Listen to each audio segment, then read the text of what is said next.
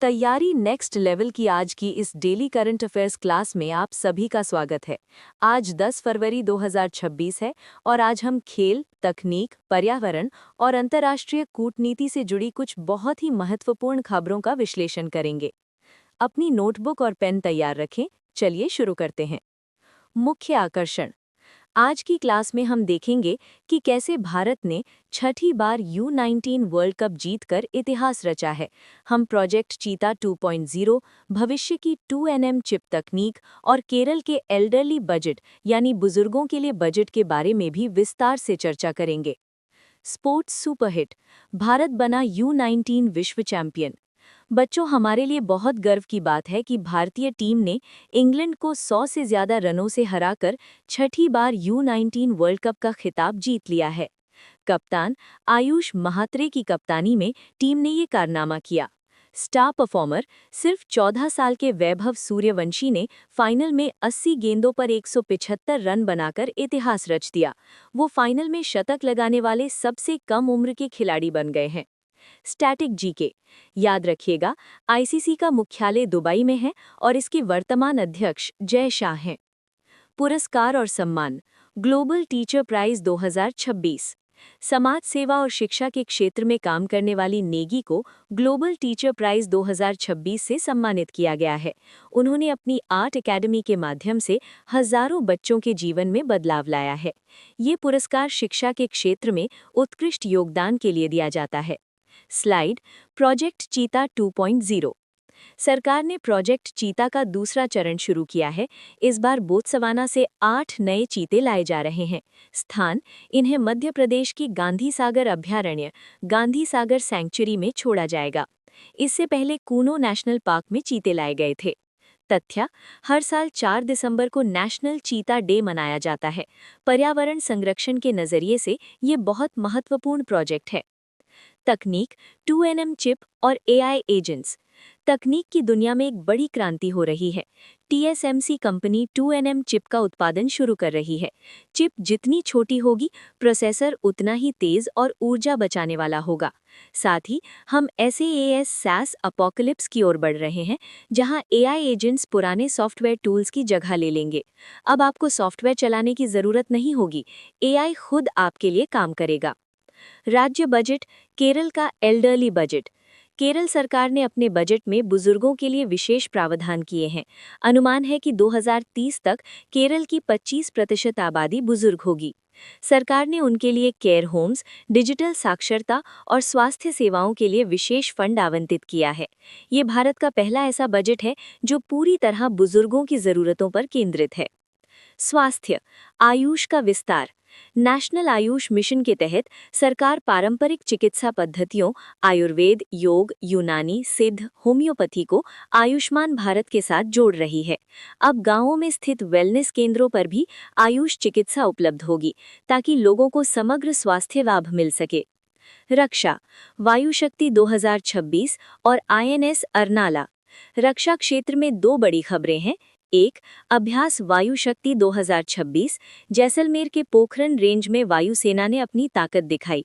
इसमें Rafale, Sukhoi और स्वदेशी तेजस के साथ प्रचंड हेलीकॉप्टर ने भी हिस्सा लिया। 2, INS अर्नाला को नौसेना में शामिल कर लिया गया है। ये एक एंटी सबमरीन शैलो वाटरक्राफ्ट है, जिसे गार्डन रीच शिप बिल्डर्स यानी GRSE ने बनाया है। इसका काम उथले पानी में दुश्मन की पनडुब्बियों को खोजना है। अंतर्राष्ट्रीय संबंध। भारत अमेरिका व्यापार। भारत और अमेरिका के बीच व्यापार को लेकर एक बड़ा समझौता हुआ है। अमेरिका ने भारतीय आम, अनार और सोया तेल पर टैरिफ यानी टैक्स को 50% से घटाकर 18% कर दिया है। हालांकि भारत ने अपने किसानों के हितों की रक्षा के लिए गेहूं, चावल, दूध और पनीर को प्रोटेक्टेड लिस्ट में रखा है। इसके अलावा PM मोदी की मलेशिया यात्रा और ब्राजील के राष्ट्रपति लूला की भारत यात्रा भी कूटनीतिक रूप से बहुत सफल रही है। भू राजनीति। सूडान संकट और ईरान का यूरेनियम संवर्धन। नेक्स्ट स्लाइड में हम वैश्विक संकटों को देखते हैं। सूडान के कोर्दोफान क्षेत्र में गृह युद्ध के कारण स्वास्थ्य केंद्रों पर हमले हुए हैं। वहीं दूसरी ओर ईरान ने अपना यूरेनियम संवर्धन यानी यूरेनियम एनरिचमेंट जारी रखने की घोषणा की है। Static GK. ध्यान दें, बिजली बनाने के लिए 3 से 5% संवर्धन की जरूरत होती है, जबकि परमाणु हथियार बनाने के लिए 90% संवर्धन की आवश्यकता होती है। ईरान की इस गतिविधि पर पूरी दुनिया की नजर है। महत्वपूर्ण दिवस और त्वरित जानकारी। बच्चों, 10 फरवरी का दिन बहुत खास है क्योंकि हम विश्व दाल दिवस यानी वर्ल्ड पल्सेस डे मना रहे हैं।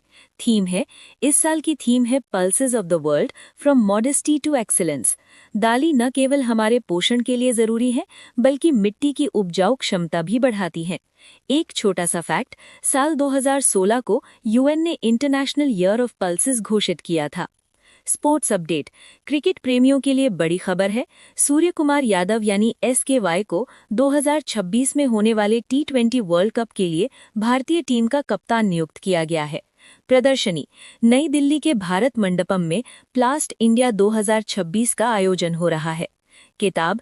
नवीन कुंडू जी की नई किताब आई है, जिसका नाम है reclaiming incredible. Static GK booster. इतिहास, भूगोल और संविधान। विद्यार्थियों, अब थोड़ा स्टैटिक जीके की ओर चलते हैं, जहां से अक्सर सीधे सवाल आते हैं। भूगोल। अक्सर एग्जाम में पूछा जाता है कि इंग्लिश चैनल किन देशों को अलग करता है, तो याद रखिएगा, ये यूके और फ्रांस के बीच में है। संविधान। क्या आप जानते हैं कि भारतीय राष्ट्रीय कांग्रेस ने सबसे पहले संविधान सभा की मांग कब की थी? ये मांग 1935 में की गई थी। इतिहास। कन्नौज के राजा यशोवर्धन ने हर्षवर्धन के 75 साल बाद शासन किया था। साथ ही ऋग्वेद में रावी नदी को क्या कहा गया है? इसका प्राचीन नाम परुष्णी है। ये सवाल कई बार रिपीट हुआ है। ऑपरेशन सिंदूर, इसे 2025 में लॉन्च किया गया था, इसे भी दिमाग में रखिएगा। चेक। Revision quiz. क्लास के अंत में चलिए देखते हैं कि पिछली बातें आपको कितनी याद हैं। 1. सवाल, ग्लोबल टीचर प्राइज 2026 किसे मिला? जवाब, रूबल नेगी। 2. सवाल, प्रोजेक्ट चीता 2.0 के तहत चीते कहाँ लाए जा रहे हैं? जवाब, गांधी सागर अभयारण्य, मध्य प्रदेश। बच्चों, ये पॉइंट्स आने वाली परीक्षाओं के लिए बहुत महत्वपूर्ण हैं, इन्हें अच्छे से रिवाइज कर लें।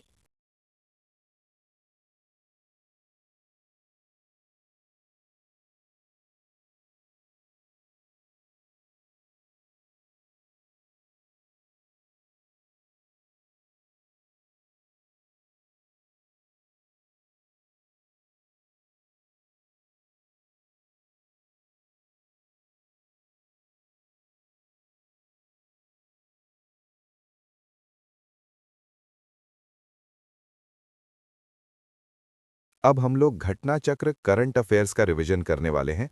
तब तक आप लोग चैनल को सब्सक्राइब और लाइक कर लीजिए और अपने दोस्तों के साथ शेयर कीजिए। धन्यवाद। चलिए शुरू करते हैं। आज की इस क्लास में हम भारत की अर्थव्यवस्था, कृषि और व्यापार से जुड़े कुछ बहुत ही महत्वपूर्ण करंट अफेयर्स और डेटा को कवर करेंगे।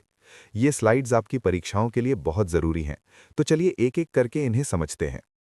खरीफ फसलों का MSP 2025-26। पहली स्लाइड में हम बात कर रहे हैं खरीफ विपणन सत्र 2025-26 के लिए मिनिमम सपोर्ट प्राइस यानी न्यूनतम समर्थन मूल्य की। तारीख याद रखिए, 28 मई 2025 को CCEA यानी आर्थिक मामलों की कैबिनेट समिति ने 14 खरीफ फसलों के MSP में बढ़ोतरी को मंजूरी दी है। धान यानी पैडी कॉमन, इसमें 69 रुपीस की वृद्धि हुई है और अब नया भाव 2369 रुपीस प्रति क्विंटल हो गया है। ग्रेड ए धान का भाव 2389 रुपीस है। सबसे ज्यादा फायदा, अगर आपसे पूछा जाए कि सबसे अधिक वृद्धि किसमें हुई, तो वो है नाइजर सीड, जिसमें सीधे 820 रुपए की बढ़त हुई है। रिटर्न, लागत पर सबसे ज्यादा मुनाफा या रिटर्न बाजरा 63% और मक्का 59% पर मिल रहा है। खाद्यान्न उत्पादन के रिकॉर्ड आंकड़े 2024-25। अगली स्लाइड में हमारे पास कृषि मंत्रालय के तीसरे अग्रिम अनुमान, थर्ड एडवांस एस्टिमेट्स हैं। कुल उत्पादन, भारत ने इस साल 3539.59 लाख टन खाद्यान्न पैदा करके एक नया रिकॉर्ड बनाया है। ये पिछले साल से लगभग 6.52% अधिक है। चावल और गेहूं, चावल का उत्पादन 1490.74 लाख टन और गेहूं का 1175.07 लाख टन रहा है। श्री अन्ना, मोटे अनाज यानी न्यूट्री सीरियल्स का उत्पादन 180.15 लाख टन दर्ज किया गया है। कमर्शियल फसलें और तिलहन, यहाँ हम नकदी फसलों और तेल वाली फसलों ऑयल सीड्स की बात करेंगे। दलहन, दालों का उत्पादन बढ़कर 252.38 लाख टन हो गया है। तिलहन, सोयाबीन का उत्पादन 151.80 लाख टन और सरसों का 126.06 लाख टन रहा है। और गन्ने का उत्पादन बहुत भारी मात्रा में यानी 4501.16 लाख टन हुआ है। कपास के लिए याद रखें कि इसकी गणना गांठ में होती है और एक गांठ 170 केजी की होती है। कृषि में विज्ञान, जीनोम संपादित चावल। ये स्लाइड टेक्नोलॉजी के लिहाज से बहुत महत्वपूर्ण है। भारत ने अपनी पहली जीनोम एडिटेड यानी जीनोम संपादित चावल की किस्में जारी की हैं। खास बात, ये जीएमओ नहीं है, इसमें बाहर से कोई जीन नहीं डाला गया, बल्कि क्रिस्पर-cas9 तकनीक से पौधे के अपने ही जीन में सुधार किया गया है। किस्में, पहली है DRR-DAN 100 कमला, जिसे ICAR-IRR ने बनाया है। दूसरी है पूसा DST-DAN 1, जो लवणीय मिट्टी के लिए बेहतरीन है। रबी फसलों का MSP 2025-26। अभी हमने खरीफ की बात की थी, अब रबी फसलों को देखिए, जिसका ऐलान 16 अक्टूबर 2024 को हुआ था।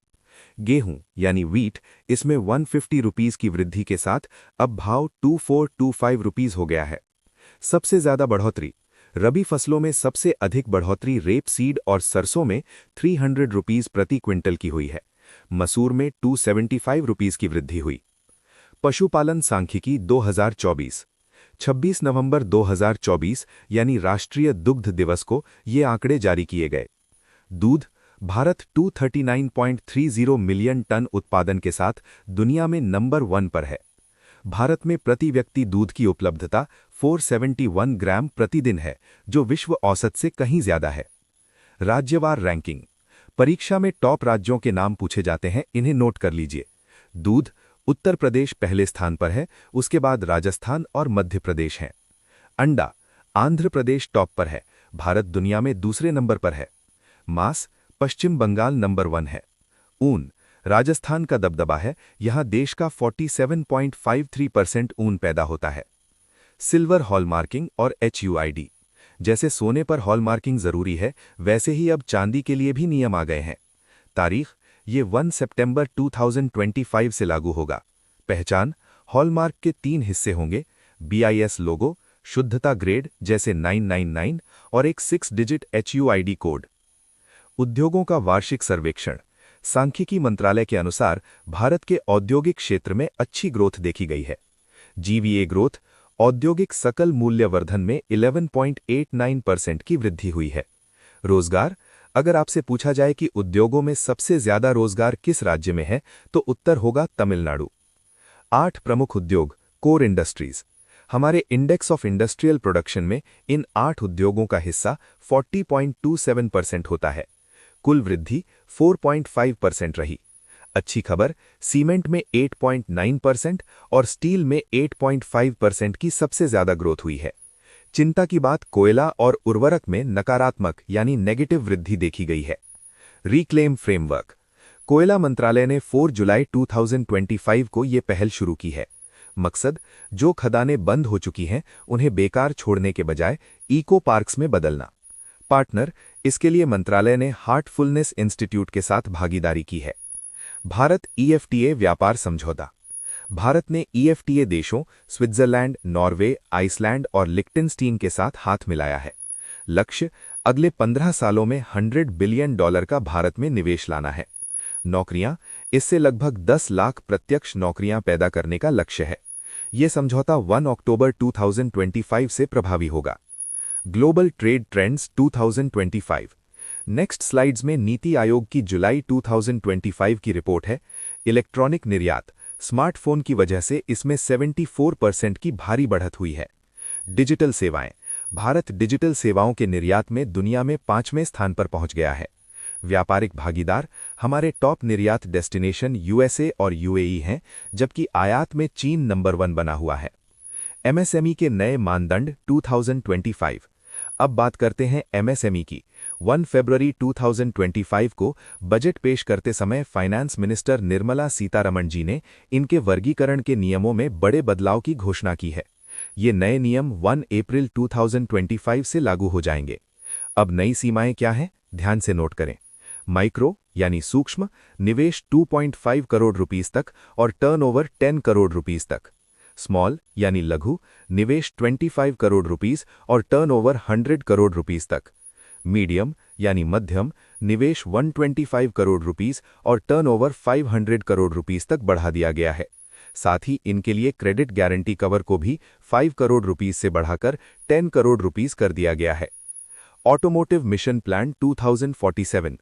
भारी उद्योग मंत्रालय ने जुलाई 2025 में ऑटोमोटिव मिशन प्लान 2047 को औपचारिक रूप से लॉन्च किया है। इसका विजन विकसित भारत @2047 के लक्ष्य को पूरा करना है। इसका मुख्य उद्देश्य भारतीय ऑटोमोबाइल सेक्टर को दुनिया में ग्लोबल लीडर बनाना है। आपको बता दूं कि 2023 के आंकड़ों के हिसाब से भारत पहले से ही दुनिया का तीसरा सबसे बड़ा ऑटो बाजार बन चुका है। Global trade trends 2025। अब बात करते हैं स्टार्टअप्स की। स्टार्टअप ब्लिंक द्वारा 20 मई 2025 को जारी रिपोर्ट के अनुसार भारत की रैंकिंग में थोड़ी गिरावट आई है। भारत अब 22वें स्थान पर है, जो 2024 में 19वें स्थान पर था। टॉप 3 देश यूएसए, यूके और इजराइल हैं। भारतीय शहरों की बात करें तो बेंगलुरु 10वें स्थान के साथ भारत का लीडिंग स्टार्टअप हब है। उसके बाद नई दिल्ली 11वें स्थान पर और मुंबई 18वें स्थान पर आता है। पर्यटन सांख्यिकी टूरिज्म स्टैटिस्टिक्स। भारत में टूरिज्म सेक्टर में जबरदस्त उछाल देखा गया है। 2022 में जहां 6.47 लाख विदेशी पर्यटक आए थे, वहीं 2024 में ये संख्या बढ़कर 99.52 लाख तक पहुंच गई है। हमारी जीडीपी में पर्यटन का योगदान अब 5.22% हो गया है। सबसे ज्यादा पर्यटक कहां से आ रहे हैं? तो टॉप सोर्स देश हैं यूएसए, बांग्लादेश और यूके। ऊर्जा सांख्यिकी भारत। एनर्जी सेक्टर की बात करें तो भारत की प्राइमरी एनर्जी में अभी भी कोयले का दबदबा है, जो 60.21% योगदान दे रहा है। इसके बाद कच्चा तेल 29.83% और प्राकृतिक गैस 6.99% का स्थान है। कोयला भंडार ओडिशा 25.77% के साथ देश में टॉप पर है। नवीनीकरणीय ऊर्जा राजस्थान क्षमता के मामले में सबसे आगे है। नई नवरत्न कंपनियां। रेलवे के क्षेत्र से अच्छी खबर है।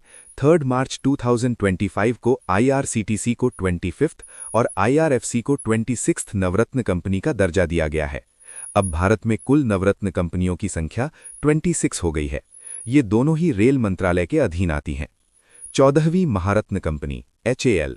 अक्टूबर 2024 में हिंदुस्तान एरोनॉटिक्स लिमिटेड HAL को भारत की 14th महारत्न कंपनी घोषित किया गया है। इससे पहले 13th कंपनी OIL यानी ऑयल इंडिया लिमिटेड थी। HAL की स्थापना 1940 में बेंगलुरु में हुई थी और अब ये देश की सबसे बड़ी कंपनियों की एलीट लिस्ट में शामिल है।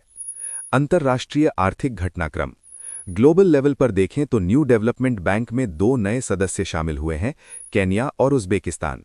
वहीं IMF ने अपनी जुलाई 2025 की वर्ल्ड इकोनॉमिक आउटलुक रिपोर्ट में भारत की विकास दर 2025 और 2026 के लिए 6.5% रहने का अनुमान लगाया है। खाद्य सुरक्षा और पोषण रिपोर्ट 2025। एक चिंताजनक डेटा ये है कि दुनिया की 8.2% जनसंख्या लगभग 673 मिलियन लोग अभी भी भूख से ग्रस्त हैं। अफ्रीका में ये सबसे अधिक 20.2% है। एक स्वस्थ आहार की ग्लोबल औसत कीमत अब $3.96